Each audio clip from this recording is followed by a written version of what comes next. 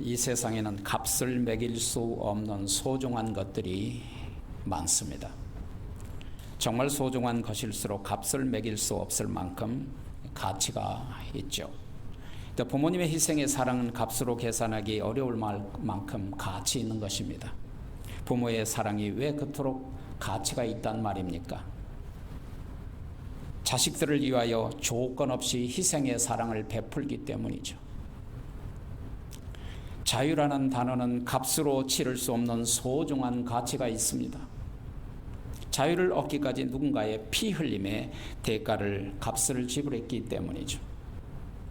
자유라는 말에는 영어로 두 가지의 뜻이 있습니다. 하나는 liberty고 하나는 freedom입니다. 그래서 liberty is not free 혹은 freedom is not free라고 말하죠. 리버티라는 이 자유는 먼 곳으로부터의 자유라는 뜻입니다. 다시 말하면 억압으로부터의 자유, 압박으로부터의 자유, 고난으로부터의 자유, 혹은 질병으로부터 자유, 혹은 죄로부터 자유라는 말을 쓸 때는 리버티라는 말을 씁니다. 이런 자유는 누군가의 희생의 값을 치르고 또 쟁취한 것이기 때문에 리버티라고 하는 것입니다.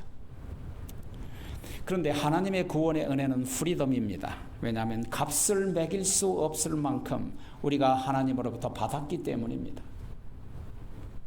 우리가 받은 구원은 최고의 희생의 값을 치르시고 주셨습니다. 값을 치르지 않는 구원은 있을 수 없습니다.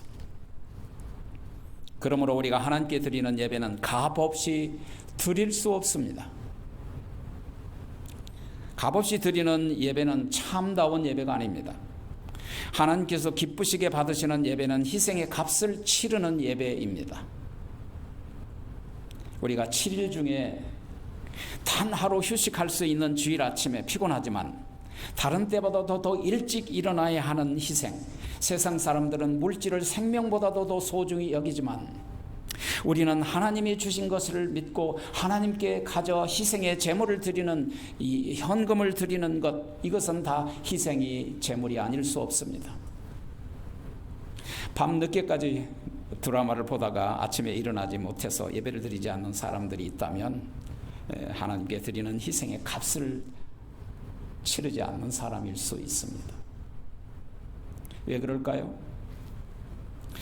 예수님의 고귀한 희생의 값을 치르고 구원하신 은혜가 넘치면 그렇게 할 수 없는 것입니다.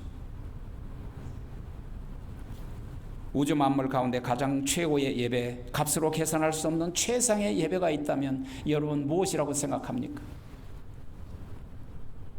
창조 이후에 하나님께서 받으신 전무후무한 최고의 예배, 가장 최상의 제물은 골고다 언덕에서 드렸던 예수님의 십자가의 제사였다는 사실입니다.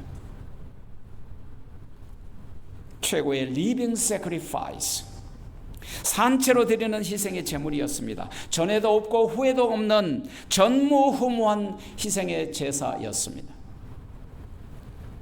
성자 하나님께서 친히 자기 자신을 희생의 값으로 치른 예배였어요. 하나님 앞에 드린, 자기 자신을 드린 예배였어요. 예배는 우리 자신을 하나님께 드리는 행위입니다. 그러므로 우리가 하나님께 예배를 드릴 때 가장 소중한 자기 자신을 먼저 드리셔야 합니다. 하나님께서는 무엇보다도 우리 자신을 먼저 드리시기를 원하십니다. 그래야 예배가 삶으로 이어지는 거예요. 예배 한번 딱 드리고 그 후에는 예배가 삶으로 이어지지 않는 것은 우리가 일상생활에서 하나님께서 받으실 만한 예배가 되려면 마땅히 값을 치러야 된다, 그 말이에요. 오늘 본문은 다윗이 값을 치르고 드렸던 희생의 제사에 대한 이야기입니다. 여부수 사람 아라우나의 타작마당은 구속사에 있어서 매우 중요한 역사적인 의미를 가집니다. 본문의 배경에 대해서 우리가 잠시 설명할 필요가 있습니다. 다윗의 말년에 큰아들 압살롬의 반역이 진압되고 이제 나라가 평화와 안정 가운데 조용한 시대가 되었습니다. 그런데 모든 일이 잘 될 때 조심해야 합니다.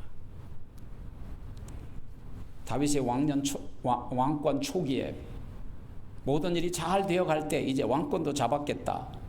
그래서 한가하게 왕궁 지붕에 올라가서 거닐고 저녁 노을이 지던 그때에 저 아래 내려다 보니까 밧세바라는 여인이 목욕을 하고 있는 것, 그걸 보고 욕심이 나서 그 남편 우리야 충성스러운 종을 전쟁터에서 자기 장군 요압을 통해서 죽이고 그 여인을 차지했던 죄악을 범하고 얼마나 큰 대가를 치렀습니까? 다윗이 이제 왕권 말기가 됐습니다. 이제 왕권 말기에 아주 평안하게 모든 일이 되어가는 어느 날 다윗 왕이 갑자기 전국적으로 인구 조사를 해야겠다고 생각한 것입니다. 다윗 왕은 요압 장군에게 인구 조사를 실시하도록 명령합니다. 그때 요압 장군이 간곡하게 부탁합니다. 말렸습니다. 이 백성을 왕의 하나님 여호와께서 통치하셨지 않습니까? 그런데 내 주 왕은 어찌하여 인구 조사를 하시려 하나이까? 그리 마옵소서. 지금까지 백성들을 하나님이 친히 통치하시지 않았습니까? 이 백성들은 왕의 백성이 아니라 하나님의 백성이지 않습니까? 그런데 어찌하여 왕이 자기 소유로 삼고 인구 조사를 하시려 하십니까? 그런 얘기죠. 인구조사는 왕의 교만 때문이었습니다. 자기가 군사들을 징집하고 그걸 통솔하고 외적이 왔을 때 자기가 그들을 이끌고 가서 스스로 전쟁에서 이기려고 한 그 교만의 마음이 전에 하나님이 도왔던 그 생각을 전혀 기억하지 못했다, 그 말이에요. 분명히 전쟁은 하나님께 속한 것이라고 분명히 말씀하셨습니다. 역대하 20장 15절에 보면 놀라지 말라, 이 전쟁이 너에게 속한 것이 아니오 전쟁은 하나님께 속한 것이니라. 사실 그동안 다윗 왕은 하나님만 의지하여 왔습니다. 그래서 하나님께서 함께 해 주심으로 모든 전쟁에서 이기게 해 주신 거예요. 역대상 11장 9절이나 사무엘하 5장 11절에 보면 만군의 여호와께서 함께 계시니 다윗이 점점 왕성하여 가더라. He became more and more powerful because the Lord God Almighty was with him. 그런데 다윗 왕의 말년에 온 나라가 근심 걱정이 없고 평안해지니까 교만이 왔습니다. 하나님을 의지하지 않고 자신을 의지하기 시작한 거예요. 다윗은 인구조사를 통해서 자기 자신의 능력으로 나라를 다스리고 그리고 외적을 물리쳐야 되겠다고 생각한 거예요. 많은 경우에 우리가 이렇게 생각합니다. 하나님이 하시게 한 것이 아니라 자기 자신이 하려고 한 것입니다. 많은 경우에 우리가 이런 실수를 범합니다. 인구조사를 통해서 자신이 직접 군사를 통치할 것을 생각하고 다윗 왕은 요압 왕의 충언을 듣지 않았습니다. 그래서 요압 왕이 명령한 거니까 할 수 없이 9개월 20일 동안이나 전국적인 장정들이 몇 명이나 되는지, 군대들을 몇 명이나 모을 수 있을지 인구조사를 끝냈습니다. 근데 인구조사를 끝내고 난 다음에 비로소 성령님이 다윗의 마음에 성령님의 감동으로 자책감을 들게 했습니다. 다시 말하면 제정신이 들었다, 그 말입니다. 하나님을 의지하지 않고 자신을 의지한 교만을 깨닫기 시작했어요. 그래서 그는 즉시 성전으로 들어가서 기도했습니다. 이것이 다윗 왕의 장점이에요. 그리고 사무엘하 오늘 보면 24장 10절에 보면 주 여호와여 내가 인구조사를 행함으로 큰 죄를 범하였나이다. 직설적으로 자기 죄를 핑계대지 않고 고백한 거예요. 내가 이제 간구하오니 종의 죄를 용서하여 주옵소서. 내가 심히 미련하게 행하였나이다. 얼마나 정직합니까? 다음날 아침에 갓 선지자가 어김없이 찾아옵니다. 그리고 하나님은 갓 선지자를 통하여 다윗에게 세 가지의 징벌 중에 하나를 선택하라고 한 것입니다. 여러분 보십시오. 전국적으로 7년 대흉년이 들게 하든지, 왕이 석 달 동안 사람들에게 쫓겨 도망 다니든지, 전국적인 3일 동안의 전염병으로 사람들이 죽어가게 하든지, 그 중에 무엇을 선택할 수 있겠습니까? 여러분 같으면. 다윗은 곤경에 빠진 것을 알았습니다. 아하, 빠져나갈 구멍이 보이지 않았어요. 그러나 사람에게 당한 심판보다는 내 죄를 하나님의 심판을 받겠다고 대답했습니다. 아주 지혜로운 대답이었죠. 그래서 북왕국에서부터 남왕국 끝까지 하루 동안의 전염병으로 말미암아 7만 명이 급사했습니다. 장정만 150만 명을 계수했는데 그 중에 장정 7만 명이 하루 동안에 목숨을 잃었다, 그 말입니다. 이제 백성들에게 3일 동안 내려야 하는 재앙 때문에 천사가 손을 들고 예루살렘을 향하여 손을 들고 이제 멸망을 하려고 할 때 여호와께서 다윗의 회개의 기도를 들으시더니 그 마음을 돌이키시고 뭐라고 합니까? 천사에게 이렇게 합니다. That's enough. Withdraw your hand. 손을 거둬라.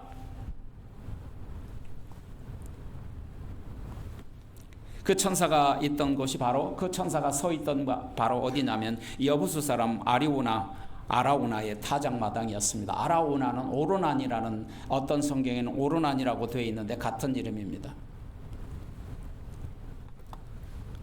오늘 보면 18절에 보면 그때 갓 선지자가 다윗 왕에게 올라가서 여부수 사람 아라우나의 타작마당에서 여호와를 위하여 단을 쌓으소서, 제사를 드리소서, 예배를 드리소서,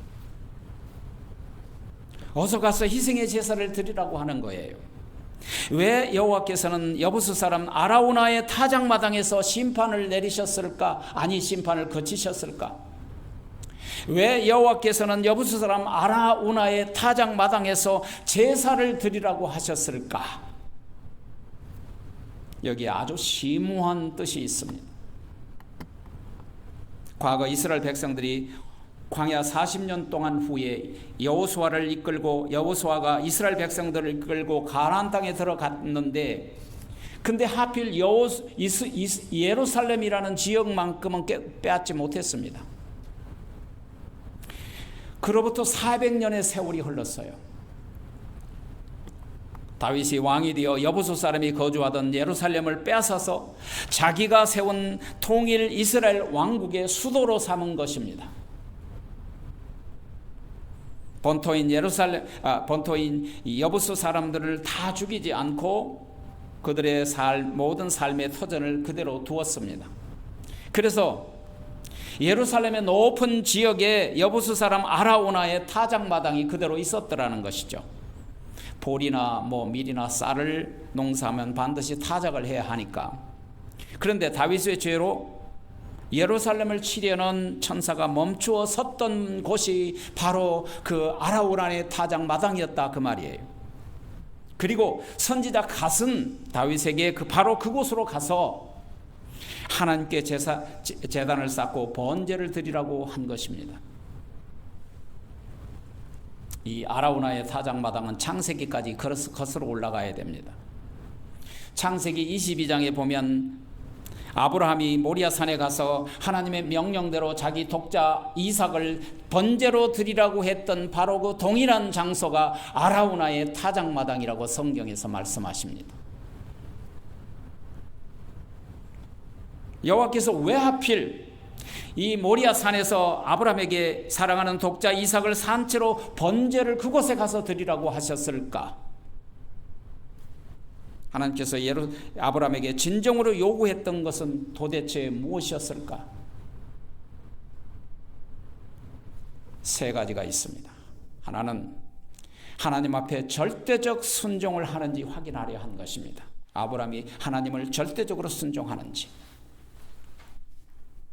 과거 하나님을 그 무엇보다도 그 누구보다도 순종하는지를 알고 싶은 것입니다. 여러분, 하나님께서 일하시는 방식 가운데 하나는 하나님이 축복을 준비하신 후에 반드시 축복을 받을 만한 그릇이 되는지 안 되는지를 확인한다는 사실입니다. 잊지 마십시오.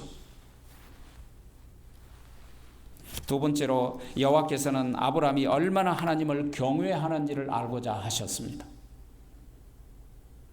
독자 이삭을 바칠 때 네가 네 아들 독자라도 내게 아끼지 아니하였으니 네가 이제야 네가 하나님을 경외하는 줄 알았다. 이것은 아브라함의 시험에 합격했다는 하나님의 선언이죠. 이 말씀을 보면 아브라함은 비록 독자라도 바치라면 바쳐야 할 만큼 절대적으로 하나님을 경외했다는 사실이에요.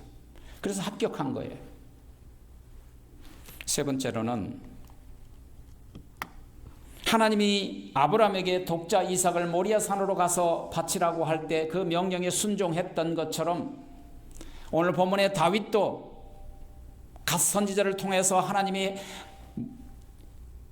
아라우나의 타작마당에 가서 하나님 앞에 번제를 드리라고 하는 그 말씀에 순종하여 그 타작마당으로 갔단 말입니다.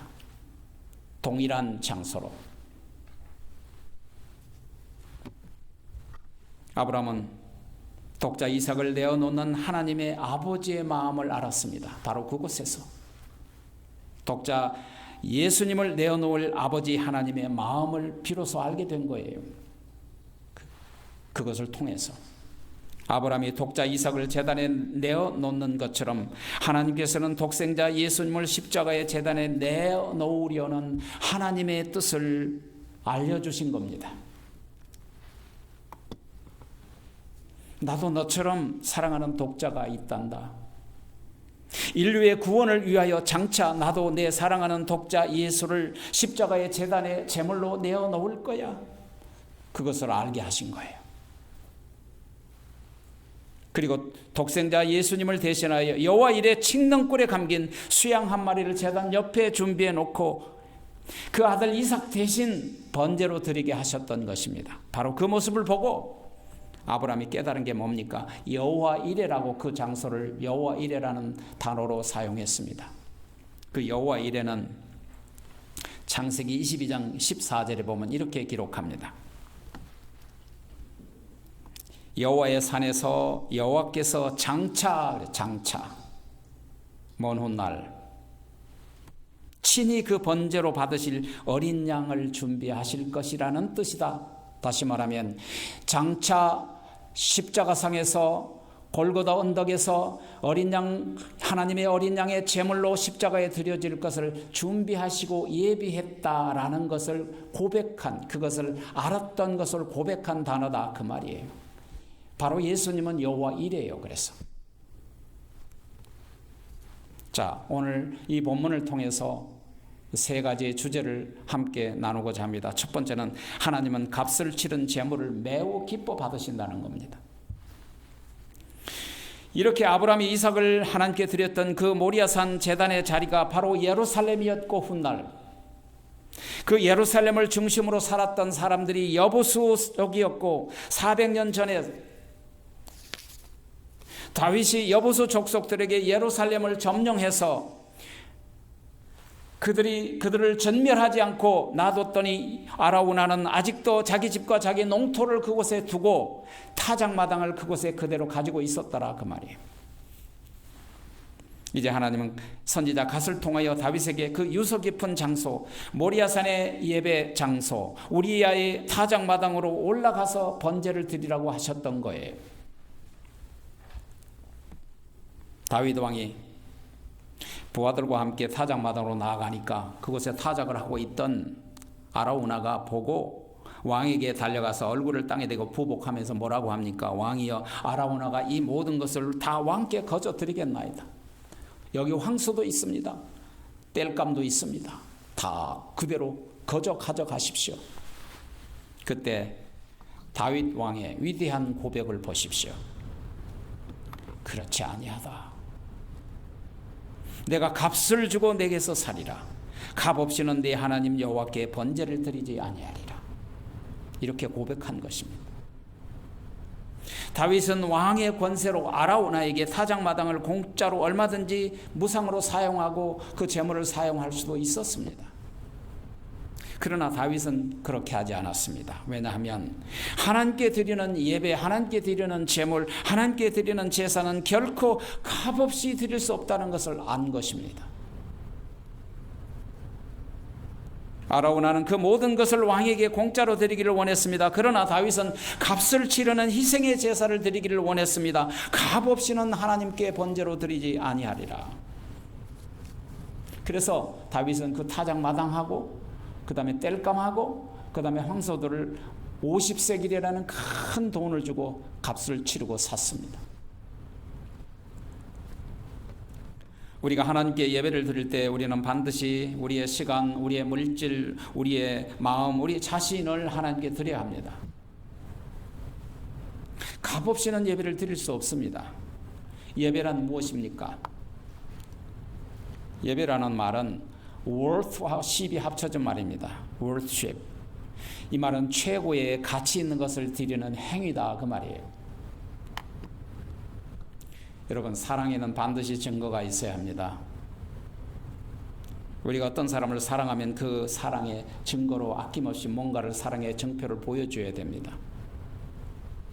어떤 아내가 남편과 다투는 과정에서 남편에게 이런 불평을 합니다. 당신은 나를 사랑한다고 하지만 지금까지 나한테 뭘 해줬어? 당신은 나를 사랑한다고 말하지만 당신은 한 번도 나에게 그 사랑을 보여준 적이 없었어요. 얼마나 슬픈 대답입니까? 우리가 하나님을 사랑한다면 가장 가치 있는 것을 드릴 수 있는 고백이 있어야 되잖아요. 다 표현 못해도 나 표현하리라. 다 고백 못해도 다 고백하리라. 다 할 수 없어도 나 알아가리라. 다 닮지 못해도 나 닮아가리라. 그 사랑 얼마나 아름다운지, 그 사랑 얼마나 날 부욕해 하는지, 그 사랑 얼마나 크고 놀라운지를, 그 사랑 얼마나 나를 감격하게 하는지. 그런 면에서 이 세상에 어떤 것보다도 가장 가치 있는 것이 예배입니다. 예배는 내 삶에서 가장 소중하고 가치 있는 것을 드리는 신자의 행위입니다. 그런데 그 예배는 반드시 값을 치르는 희생이 있어야 한다 그 말입니다. 두 번째로 우리가 함께 나눌 것은, 하나님은 전무후무한 완전하고 최고의 값을 지불한 제물을 기뻐 받으셨습니다. 그것이 무슨 제물이었으며 그것이 무슨 제사였을까요? 묻습니다. 당신은 값을 치르고 예배를 지금 드리고 있습니까? 우리가 하나님께 우리의 최선의 것, 최고의 것을 힘을 다하여 드리고 계십니까? 우리가 하나님께 우리의 최선의 것, 최고의 것을 힘을 다하여 드리고 있다면 우리가 여기서 발견해야 할 진리가 반드시 우리가 깨달음이 있어야 합니다. 이처럼 이스라엘에게 내리는 재앙을 멈추게 한 다윗의 번제와 화목제가 말해주는 것은, 이스라엘에게 내려지는 재앙이 어디론가 갑자기 사라져버린 것이 아니라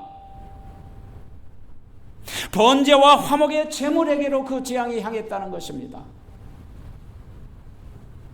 우리가 추악하고 죄악이, 우리가 말할 수 없는 죄악이 있지만 우리가 이 죄악을 용서받은 것은 어느 날 갑자기 그 죄악이 없어진 것이 아니라 우리의 허물과 죄악과 모든 재앙이 저 십자가를 향했다는 사실입니다.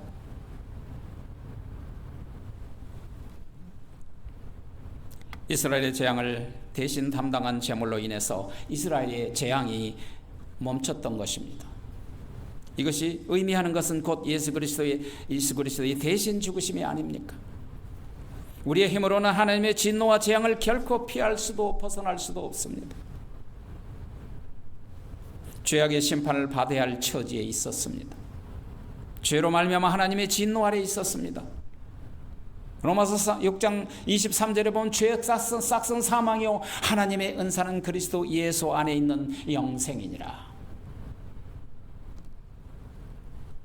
긍휼히 크신 하나님께서 우리가 받아야 할 진노를 독생자 아들에게 대신 쏟으심으로써 우리에게는 진노와 재앙을 멈추게 하셨단 말입니다. 하나님의 어린 양으로 십자가상에서 대속의 제물로 대신 값을 치러주심으로 사망에서 영생으로 건져주신 것입니다. 믿음이란 무엇입니까?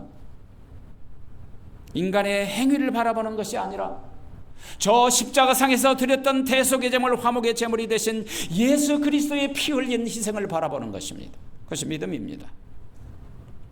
우리에게 주신 죄사함과 용서함과 의롭다 하심과 영원한 생명을 받아들이고 믿는 것, 그 믿음으로 말미암아 영원한 속죄의 제물이 되신 예수님의 의로운 행위에 대한 감사와 찬송을 값을 치르고 하나님 앞에 드리는 그것, 바로 그것이 예배라 그 말입니다.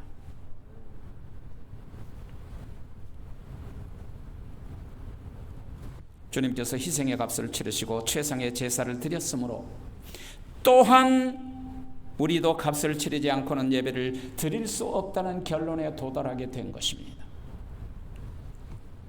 다윗이 그것을 고백한 것입니다. 내가 값을 치르지 않고는 결코 하나님 앞에 드리지 아니하리라. 믿음은 우리로 하여금 오직 나를 향한 진노를 멈추게 하신 예수 그리스도의 의를 의지하게 하는 거예요. 하나님께서 다윗 왕에게 굳이 아라우나의 마당에서, 타작 마당에서 제단을 쌓으라는 이유, 그렇게 지시한 이유가 무엇이었을까요?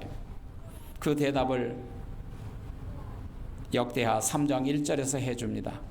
잘 보십시오.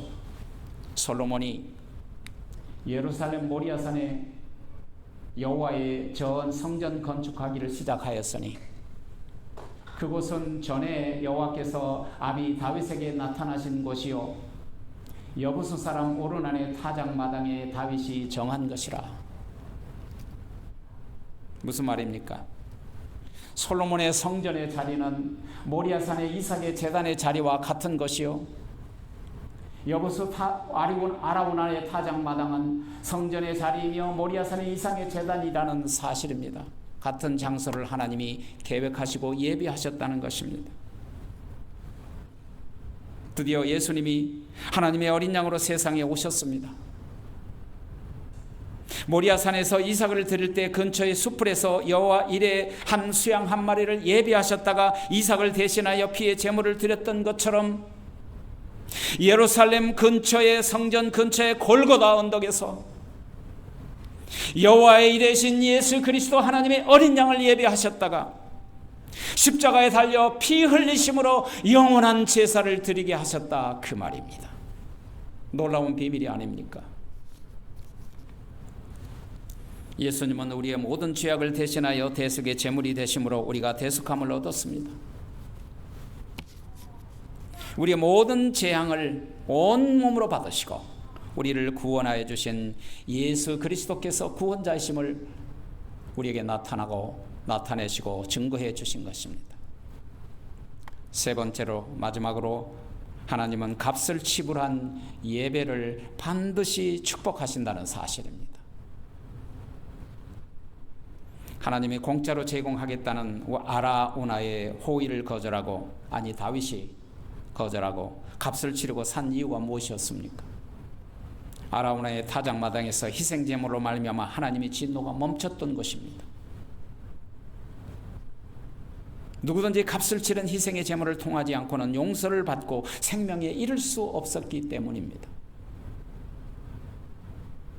바로 그 제사가 모리아산에서 드렸던 이삭의 번제요, 바로 그 제사가 오늘 다윗이 드렸던 번제입니다. 다윗은 그것을 믿음으로 고백한 것입니다. 하나님께서는 피 흘림의 값을 치르는 희생의 제사를 원하셨습니다. 피 흘림이 없은즉 죄 사함이 없느니라. 그 절정이 골고다 언덕에 세워진 하나님의 어린 양의 희생의 제사였습니다. 피를 흘린 희생의 값을 치름으로 우리에게 재앙이 멈췄고 저주가 멈췄고 진노가 멈췄고 사망이 떠나가고 생명이 우리에게 옮겨진 것입니다. 오늘 우리는 이런 질문에 대한 답을 반드시 해야 합니다. 오늘 나는 진정으로 죄악의 재앙이 멈춰진 사람인가? 하나님의 진노가 나는 그쳐진 사람인가? 사망에서 생명으로 옮겨졌는가? 1mm도 안 되는 작은 눈꺼풀이 무거워서 잠을 자고 있는가? 그것을 이기지 못함. 왜 그렇습니까? 은혜가 없어서 그래요. 하나님의 은혜가 넘치면 절대 졸리지 않습니다. 나를 위하여 희생의 값을 치러주심으로 우리가 영원한 생명을 얻었다는 믿음으로 하나님께 나왔습니까? 희생의 값을 치러주신 그 놀라운 예수님의 은혜 때문에 감격하고 감사하고 마음이 성령의 감동함으로 충만하십니까? 히브리서 9장 15절에는 이를 인하여 그는 새 언약의 중보이시니 이는 첫 언약 때에 범한 죄를 속하시려고 죽으사 부르심을 받은 자로 하여금 영원한 기업의 약속을 얻게 하려 하심이니라. 예수님의 희생의 제물이 되어 죽으심으로써 하나님의 부르심을 입은 자들에게 영원한 기업의 약속을 얻게 하셨습니다. 죄사함의 약속, 의롭게 하신 약속, 하나님 자녀됨의 약속, 영생의 약속, 천국을 우리에게 주실 약속, 이 모든 기업이 우리에게 주어졌다 그 말이에요. 뭘로? 희생의 제물로. 우리의 완전한 중보는 오직 예수님이에요. 예수님뿐이에요. 희생의 제물로 나타나는 축복, 희생의 제물을 드렸더니 어떤 은혜, 다윗이 희생의 번제를 드렸더니 어떤 축복을 주셨나요?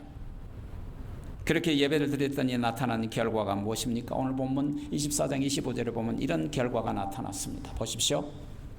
그곳에 여호와를 위하여 단을 쌓고 번제와 화목제를 드렸더니 여호와께서 그 땅을 위하여 기도를 들으심에 이스라엘에게 내리는 무엇이 그쳤더라? 재앙이 그쳤더라. 따라 하십시오. 나에게 재앙이 그쳤다. 하나님은 고백한 대로 역사하십니다.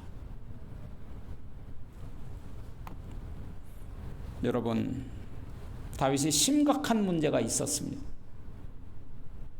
그 심각한 문제 때문에 어디로 나아갔습니까? 여러분의 삶 가운데 심각한 문제가 있을 때 그때 여러분이 해야 할 것이 무엇인가를 깨달으셨습니까? 그것이 무엇입니까?